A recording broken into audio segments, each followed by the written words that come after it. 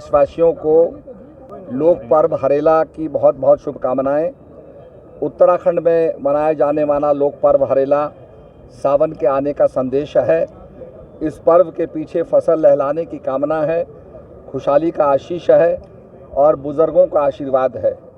मुख्यमंत्री श्री पुष्कर सिंह धामी जी ने कहा है कि हरेला पर्व जो है वृक्षारोपण अभियान जो इसमें व्यापक हम चलाएंगे और इसको बहुत बड़ा आंदोलन बनाएंगे, ये उन्होंने अपना वक्तव्य दिया है। मैं आज सभी को हरेला पर्व की बहुत बहुत शुभकामनाएं देता हूं और अपने बच्चों के अंदर पेड़ लगाने का संस्कार हम रोपित करें, जिससे कि हमारी धरती ये जो ग्रीन हाउस इफेक्ट है इससे बच पाएगी और फिर से लहलहाएगी। आइए सावन का हम आह्वान कर रहे हैं, सभी को हरेला की बहुत बहुत शुभकामनाएं। देशवासियों को लोक पर्व हरेला की बहुत बहुत शुभकामनाएं। उत्तराखंड में मनाया जाने वाला लोक पर्व हरेला सावन के आने का संदेश है। इस पर्व के पीछे फसल लहलाने की कामना है, खुशहाली का आशीष है और बुजुर्गों का आशीर्वाद है। मुख्यमंत्री श्री पुष्कर सिंह धामी जी ने कहा है कि हरेला पर्व जो है वृक्षारोपण अभियान जो इसमें व्यापक हम चलाएंगे और इसको बहुत बड़ा आंदोलन बनाएंगे, ये उन्होंने अपना वक्तव्य दिया है। मैं आज सभी को हरेला पर्व की बहुत बहुत शुभकामनाएं देता हूँ और अपने बच्चों के अंदर पेड़ लगाने का संस्कार हम रोपित करें, जिससे कि हमारी धरती ये जो ग्रीन हाउस इफेक्ट है इससे बच पाएगी और फिर से लहलहाएगी। आइए सावन का हम आह्वान कर रहे हैं, सभी को हरेला की बहुत बहुत शुभकामनाएं।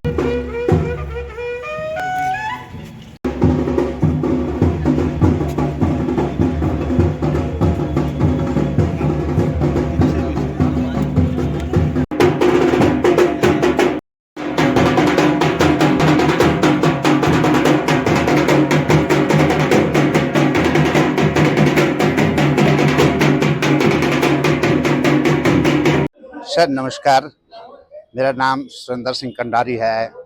मैं भारत सरकार से भारत तिब्बत सीमा पुलिस फोर्स से 31 साल सर्विस करने के बाद अपने हाथ पांव से अपने सही सलामत अपने घर पहुंचा हूं। सर ऑक्सीजन का वैल्यू मैं समझता हूं। ऑक्सीजन एक इंसान एक प्राणी के लिए क्या चीज़ है। हम जब 12,000 के ऊपर के हाइट से एक कदम आगे बढ़ते हैं तो हमें अपना जीवन याद आता है कि हरियाली किसको बोलते हैं। इसलिए मैंने भी प्रण लिया है और मैं 2019 में रिटायर हुआ हूं और रिटायर होने के बाद मैंने जो है अपने प्रकृति प्रेमी श्री कुलदीप काला जी से सहयोग से एक सरकारी जंगल तमाम कंटीली झाड़ी काटी है और उस झाड़ी में वो पौधे लगाए हैं कि जो हमारे सूबे में एक रमणीय देखने और पूजनीय पौधे हैं। सर मैं अपने उत्तराखंड की खासकर एक बात करना चाहता हूं कि हमारे देहरादून में एक पैया का पेड़ नहीं होता था। मैंने उस पैया के पेड़ के लिए इतना मेहनत किया कि आज मेरे पैया के पेड़ जो है 7-7, 8-8 फीट के हो चुके हैं। और मैं चाहता हूं कि हर इंसान अपना कर्तव्य निभाए और एक ऑक्सीजन की कीमत इंसान को 2021 और 22 में पता लगा है कि ऑक्सीजन एक प्राणी के लिए क्या चीज़ है। बहुत बहुत धन्यवाद सर। मेरा नाम कुलदीप प्रसाद काला है। मैं विगत 8-10 वर्षों से पौधारोपण का कार्य कर रहा हूं और मेरे साथ कंडारी जी का सहयोग विशेष रहता है। तो आज ये जो कार्यक्रम हो रहा है उत्तराखंड गवर्नमेंट में हरेला का जो कार्यक्रम चल रहा है, बहुत ही शानदार पहल है। एक वास्तव में जब किसी भी बच्चे का जन्म होता है तो हमसे कहा जाता है उसकी पहली ज़रूरत माँ का दूध है, लेकिन वास्तव में हम गलत कहते हैं, झूठ कहते हैं। बच्चे की पहली ज़रूरत, किसी भी जीव की पहली ज़रूरत ऑक्सीजन होती है दुनिया में।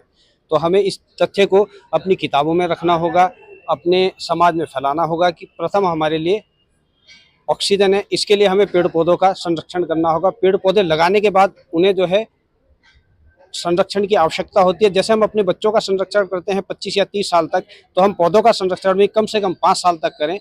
जो भी हम पौधे लगाएं इस कटिबद्धता के साथ लगाएं, इस प्रतिज्ञा के साथ लगाएं कि हम उनका संरक्षण करेंगे, उनकी देखभाल करेंगे, उन्हें पेड़ बनाकर ही सांस लेंगे।